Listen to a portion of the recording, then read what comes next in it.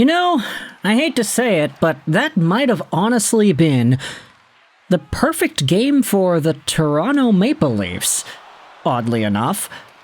I mean, the fans at Scotiabank Arena, they're going out there and chanting, "Let's go Blue Jays," right?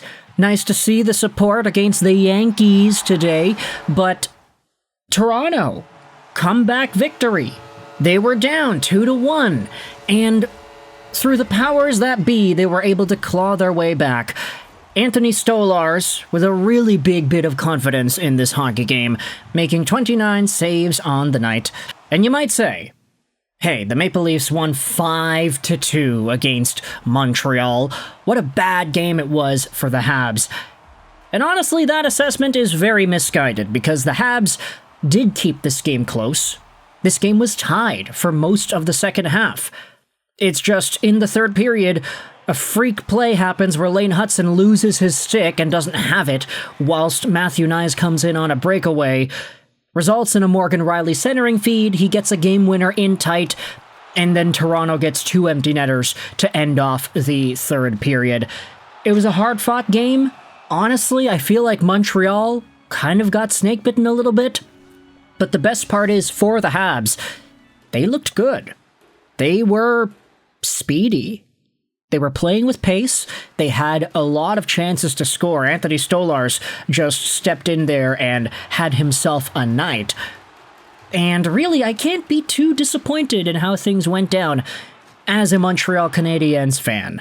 Now, let's get into the events that transpired on the ice, the goals and the assists, because starting things out just 1 minute in, off of an offensive zone draw, you have William Nylander, who throws the puck towards the goal, and it's tipped out in front by Bobby McMann. He's at the hash marks. It's 1-0, 1 minute in, Montembeault gets beat, and it's an unfortunate play where the puck got tipped on the way through.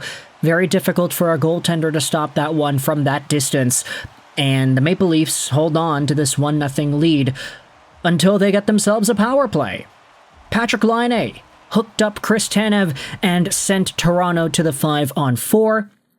But as the Maple Leafs are trying to break out of their own zone, William Nylander tries to make a pass. It gets intercepted, and Oliver Kapanen, with the steal, drives down the right wing, takes a shot from distance, and he snipes it on Anthony Stolarz. A failed break-in by the Leafs, a steal, a turnover, a shot, and a goal, and Oliver Kapanen gets his first National Hockey League tally as the very first goal by Montreal this season. Pretty nice way to get things started, let's just say. Now, that continued. The Maple Leafs had their power play, the Habs killed it off. Second period starts out, and this is where the Canadiens strike again.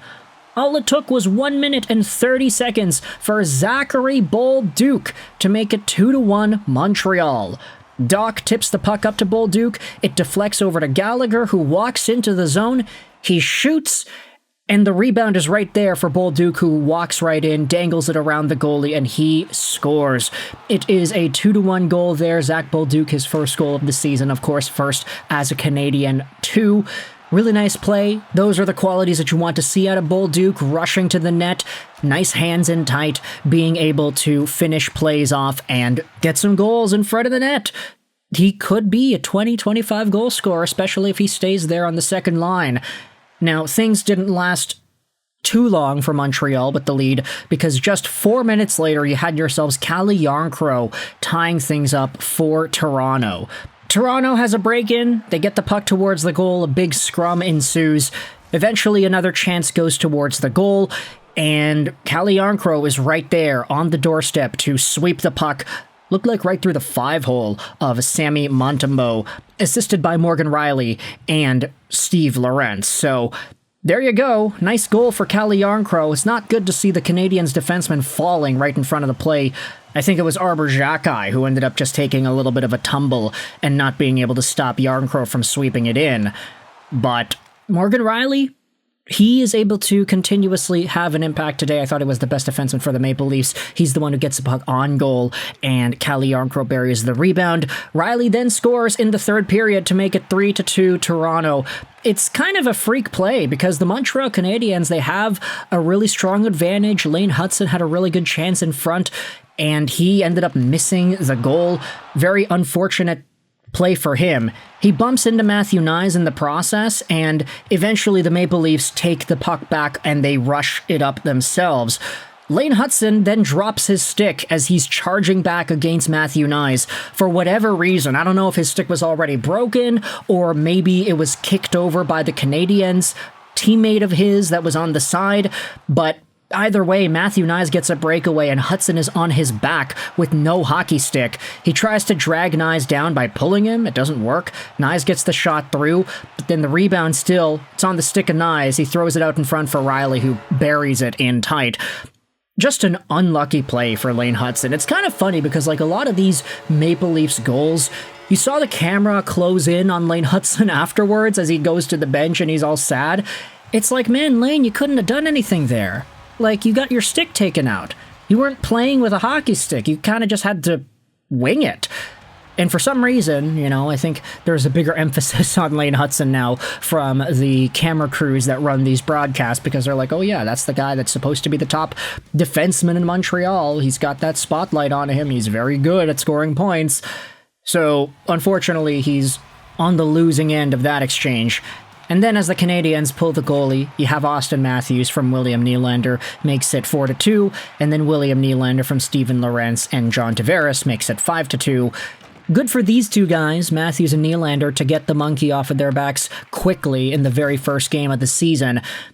Honestly, based off of what you saw, who produced in this game, it was kind of perfect for Toronto. Nylander, 3 points. John Tavares, 2 points. Matthews scores his first goal of the season as well. No waiting this time around.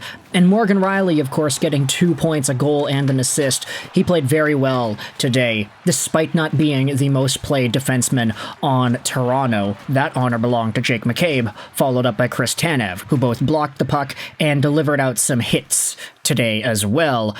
Anthony Stolarz, 9-3-something save percentage, 29 saves on 31 total shots against. Meanwhile, Sammy Montembeault, he had himself an 880 save percentage, 25 shots against and 3 goals against.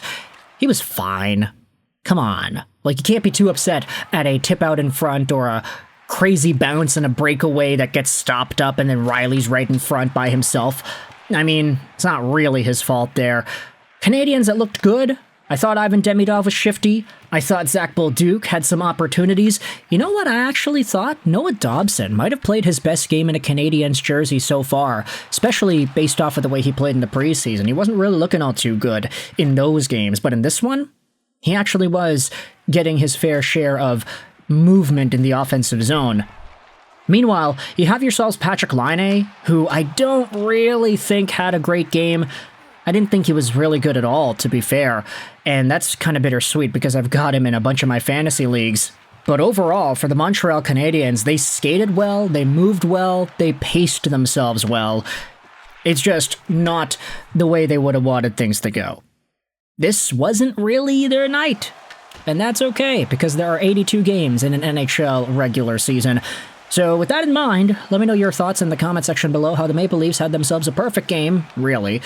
I mean, a Stolarz shutout would have been nice, but based off of what actually happened, they had a pretty strong showing. The Maple Leafs get the dub. Montreal still has some very encouraging signs.